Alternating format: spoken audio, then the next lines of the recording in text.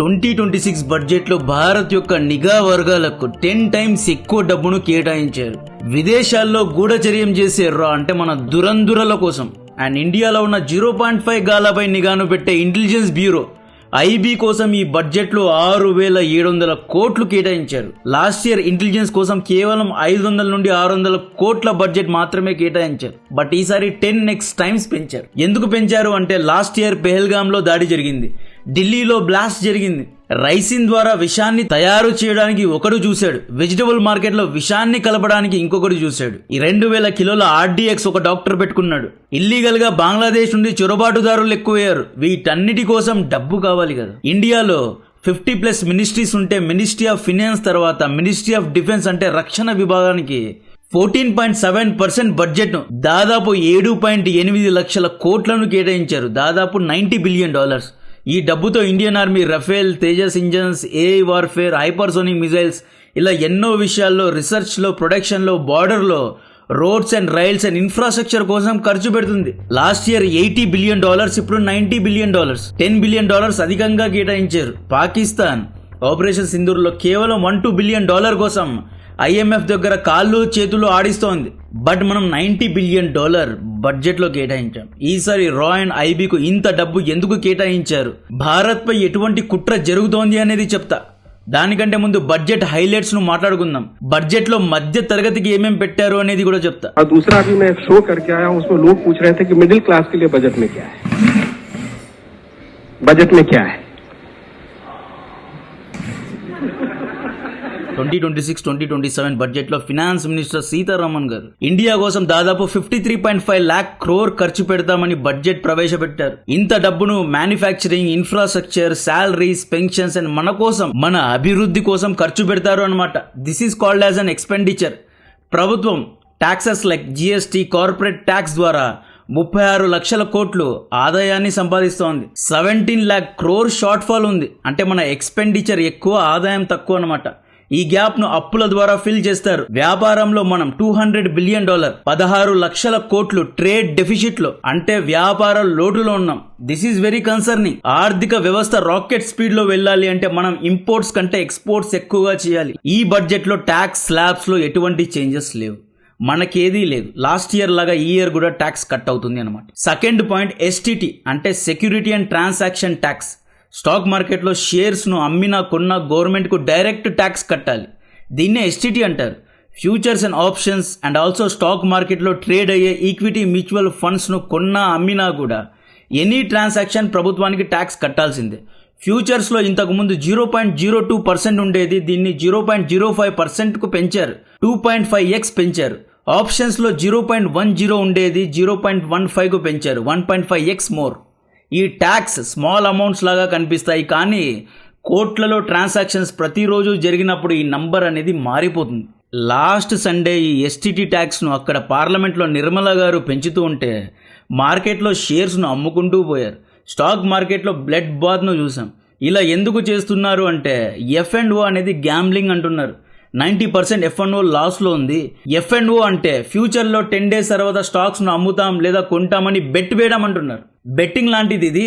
Retail investors అంటే మనలాంటి వాళ్ళు చాలా మంది, 90% మంది F&Oలో నష్టపోతున్నారు అని చెప్పి ఎస్టీటీను పెంచాము అంటోంది నిర్మలా సీతారామన్ గారు. స్మోక్ ఎక్కువగా తాగుతున్నారు అని చెప్పి సిగరెట్స్ పై ట్యాక్స్ వేస్తే ఎలాగో ఇది కూడా అలాగే అంటున్నారు. నెక్స్ట్ బడ్జెట్ పాయింట్ తెలుసుకునే ముందు మీ నుండి 1 minute తీసుకుంటున్నా. లైఫ్ అండ్ టర్మ్ ఇన్సూరెన్స్ గురించి మాట్లాడాలి. ప్రభుత్వం బడ్జెట్ ను మన కోసమే రిలీజ్ చేస్తుంది, దేశ అభివృద్ధి మరియు రక్షణ కోసమే రిలీజ్ చేస్తుంది. ఈ బడ్జెట్ లో గవర్నమెంట్ తీసుకొచ్చే స్కీమ్స్ అండ్ పాలసీస్ ను చాలా మంది ఇగ్నోర్ చేస్తూ ఉంటారు. లాస్ట్ ఇయర్ ప్రభుత్వం హెల్త్ అండ్ లైఫ్ ఇన్సూరెన్స్ పై జిఎస్టీ తీసేసింది. అప్పుడు ప్రీమియం తక్కువగా ఉండేది. ఎంతమంది అప్పట్లో ఇన్సూరెన్స్ కొన్నారు? చాలా మంది ఏమనుకుంటారు అంటే ఇన్సూరెన్స్ కు నెలలా ప్రీమియం కడితే డబ్బు వేస్ట్ అవుతుంది, రోగం వచ్చినప్పుడు ఇన్సూరెన్స్ తీసుకుందాం అనుకుంటారు. ఇన్సూరెన్స్ అనేది రోగం రాకముందే తీసుకోవాలి, అప్పుడే తక్కువగా వస్తుంది. చాలా మంది హాస్పిటల్ బిల్స్ ను అఫోర్డ్ చేయలేకపోతున్నారు బికాస్ ఇన్సూరెన్స్ ను ముందుగానే ప్లాన్ చేయలేదు. హెల్త్ అండ్ టర్మ్ ఇన్సూరెన్స్ యొక్క లింక్స్ డిస్క్రిప్షన్ లో కమెంట్ బాక్స్ లో ఇస్తున్నా. జస్ట్ మంత్లీ 400 నుండి 500 లో ప్లాన్స్ స్టార్ట్ అవుతాయి. నెలలో ఒకసారి బయట తినలేదు అనుకోండి, లేదా ఒక బిర్యానీ తినలేదు అని ఇన్సూరెన్స్ తీసుకోండి. 1 crore వరకు హెల్త్ ఇన్సూరెన్స్ కవర్ అవుతోంది అంటే మీరు హాస్పిటల్ కు వెళ్లి కాన్ఫిడెంట్ గా ట్రీట్మెంట్ తీసుకోవచ్చు. అందరూ బాగుండాలి. బట్ అన్ఫార్చునేట్లీ ఏమైనా అయితే 2 కోట్లు మీ ఫ్యామిలీకు కవర్ చేసే టర్మ్ ఇన్సూరెన్సెస్ కూడా ఉన్నాయి. Sorry for this word. మనం ఇల్నెస్ అండ్ డెత్ ను ప్రిడిక్ట్ చేయలేము, ఏమైనా జరగవచ్చు. మీ ఫ్యామిలీ కోసం తీసుకోండి. హెల్త్ ఇన్సూరెన్స్ లో 25%, టర్మ్ ఇన్సూరెన్స్ లో 15% వరకు డిస్కౌంట్ ఇప్పుడు ఉంది. మన ఎన్ఆర్ఐ మిత్రులు కూడా both term and health insurance తీసుకోవచ్చు. ఒకవేళ మీకు అబ్రాడ్ లో రేట్స్ హై అనుకుంటే ఈ ఆప్షన్ కూడా ఉంది. దీని యొక్క లింక్స్ డిస్క్రిప్షన్ లో కమెంట్ బాక్స్ లో ఇస్తున్నా.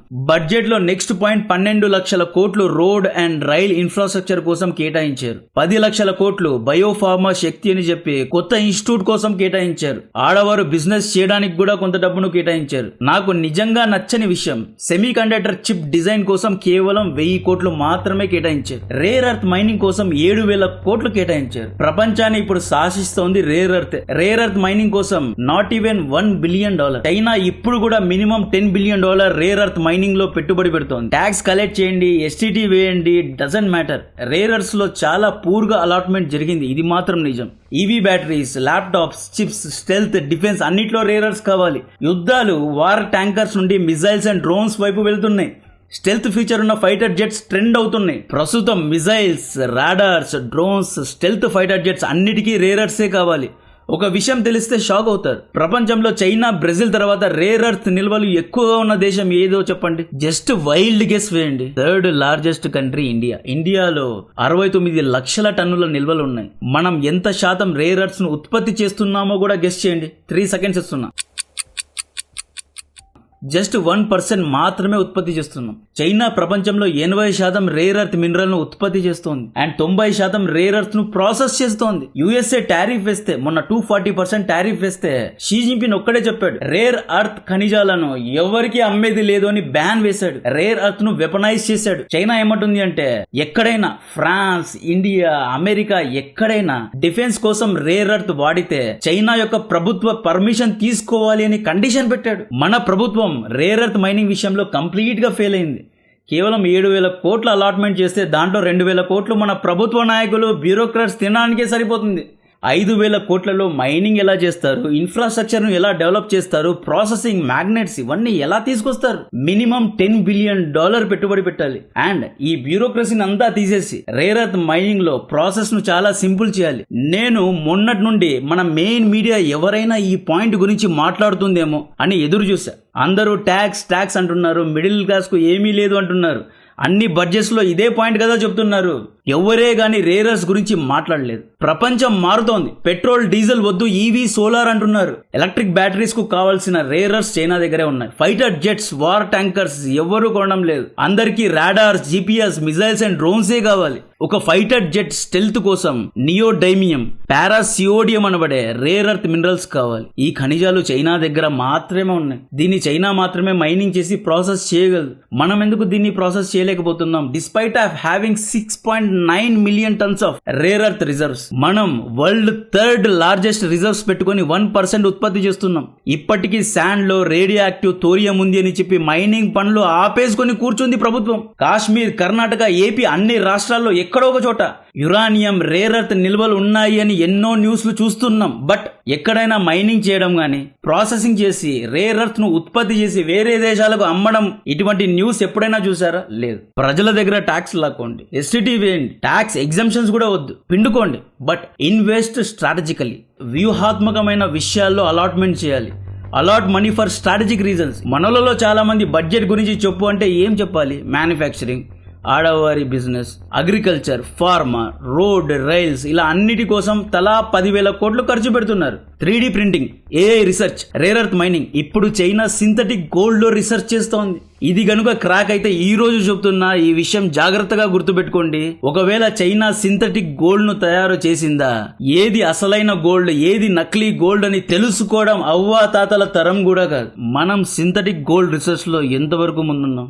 1980s లో చైనా యొక్క ఒక లీడర్ డెన్ జియాపింగ్ ఏమంటారు అంటే, మిడిల్ ఈస్ట్ లో ఆయిల్ ఎలాగో చైనాకు రేర్ ఎర్త్స్ అలాగని అప్పుడే ఆయన చెప్పారు. 1980s నుండి చైనా రీసెర్చ్, మైనింగ్, ప్రాసెసింగ్ చేస్తే ఇప్పుడు రేర్ ఎర్త్ ను కంట్రోల్ చేస్తోంది. మనం ఇంకా 1% లోనే ఉన్నాం. రా అండ్ ఐవీ కోసం ఫైనలీ 7,000 కోట్లు ఖర్చు పెడుతున్నారు. భారత్ యొక్క ఎదుగుదలను ఆపడానికి ఇండియాలో కూర్చున్న చాలా మంది ట్రై చేస్తున్నారు. బంగ్లాదేశ్ లో పీఎం మోడీ గారిని చంపాలి అని, భారత్ లో కూకు ప్లాన్ చేస్తున్నారు. 0.5 గాలను కంట్రోల్ చేయాలి అంటే ఇంత డబ్బు కావాలి. రెడ్ ఫోర్ట్ బ్లాస్ట్, పెహల్గామ్ లో ఉగ్రదాడి ఇలా ఎన్నో జరిగాయి. మొన్న రాజస్థాన్ లో 10,000 కిలోల RDX దొరికింది. ఈవెన్ డాక్టర్స్ కూడా ఉగ్రవాదానికి దిగారు. ఇంకా ఎంతమంది ఉన్నారో, లాయర్స్, ఇంజనీర్స్ ఇంకా ఎంతమంది ఉన్నారో ఎవరికీ తెలియదు. ఇక్కడ ఒక కమ్యూనిటీ మాత్రమే ఇది చేస్తోందని నేను చెప్పడం లేదు, అన్ని కమ్యూనిటీస్ లో 0.5 గాలు ఉన్నారు.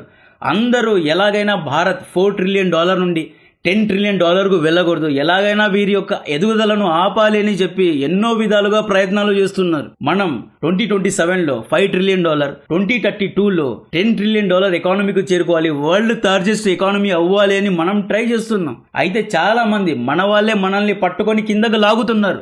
వీరిపై నిఘాను ఉంచాలి అంటే ఇంత డబ్బు కావాల్సిందే. డెఫినెట్ గా చాలా మంచి పని చేశారు. డిఫెన్స్ లో కూడా బాగానే కేటాయించారు. మన జీడిపిలో 2% కేటాయించారు. ఇది సరిపోదు, ఇంకొక $100 బిలియన్ ఎక్కువగా కేటాయించాలి. జీడిపిలో మినిమం 5% డిఫెన్స్ కోసం కేటాయించాలి అన్నమాట. నెక్స్ట్ ఏపీలోని రైల్వేస్ కోసం 10,000 కోట్లు, 3,000 కోట్లు పోలవరం కోసం, 1,000 కోట్లు అమరావతి కోసం కేటాయించారు. అంటే లోన్స్ ఇస్తున్నారు అన్నమాట. Odisha, Kerala, Tamil Nadu rare earth corridor లో కూడా ఏపీకు కొంత భాగాన్ని కేటాయించారు అని చెప్తున్నారు. హైదరాబాద్, చెన్నై వయా ఏపీ అని చెప్పి హై స్పీడ్ రైల్ కారిడార్స్ ను కడుతున్నారు. Tourism Boost especially for Araku కోసం 100 కోట్లు, వైజాగ్ స్టీల్ ప్లాంట్ కోసం ఒక 300 కోట్లు, ఇలా పెట్రోలియం ప్రాజెక్ట్స్ కోసం 300 కోట్లు కేటాయించారు. తెలంగాణ కోసం 5,000 కోట్లను కేటాయించారు. High speed corridors Hyderabad to Bengaluru, Chennai high speed corridor ను కడుతున్నారు. ఇది మంచి విషయం. ఇన్ఫ్రాస్ట్రక్చర్ డెఫినెట్ గా మనకు అవసరం. సో మిగతావన్నీ మామూలుగా అక్కడక్కడ కొంత డబ్బును కేటాయించారు అనమాట. సో కాంటెంట్ నచ్చితే వీడియోను లైక్ చేయండి, ఛానల్ ను సబ్స్క్రైబ్ చేసి అందరికీ షేర్ చేయండి. జై హింద్. మనకు బడ్జెట్ యొక్క అండర్స్టాండింగ్ ఉండాలి. ఎక్కడ బెనిఫిట్స్ అండ్ కన్సెషన్స్ వస్తున్నాయో అనేది తెలుసుకోవాలి. అలా తెలుసుకుంటేనే హెల్త్ అండ్ టర్మ్ ఇన్సూరెన్స్ లో ఎంతవరకు GST వేశారు, వితౌట్ GST ఉందా అనే విషయాలు కూడా తెలుస్తాయి. ఈ ఇన్సూరెన్స్ అనేది డైరెక్ట్ గా మన ఫ్యామిలీ యొక్క ఫినాన్షియల్ సెక్యూరిటీ పై దెబ్బ పడుతుంది కాబట్టి దీన్ని డిలే చేయడం మంచి ఐడియా కాదు. దీని యొక్క లింక్ ను డిస్క్రిప్షన్ లో కమెంట్ బాక్స్ లో ఇస్తున్నా. కంపేర్ చేయండి, జాగ్రత్తగా చూడండి, అర్థం చేసుకోండి. హెల్త్ అండ్ టర్మ్ ఇన్సూరెన్స్ పాలసీను కొనడానికే ప్రిఫర్ చేయండి. QR కోడ్ కూడా ఇస్తున్నా, స్కాన్ చేసి అన్ని వివరాలు తెలుసుకోండి. వీరి యొక్క ఏజెంట్స్ తో ఫోన్ లో మాట్లాడి అర్థం చేసుకున్న తర్వాతే దీన్ని తీసుకోవడానికి, అవైల్ చేసుకోవడానికి ట్రై చేయండి. జై హింద్.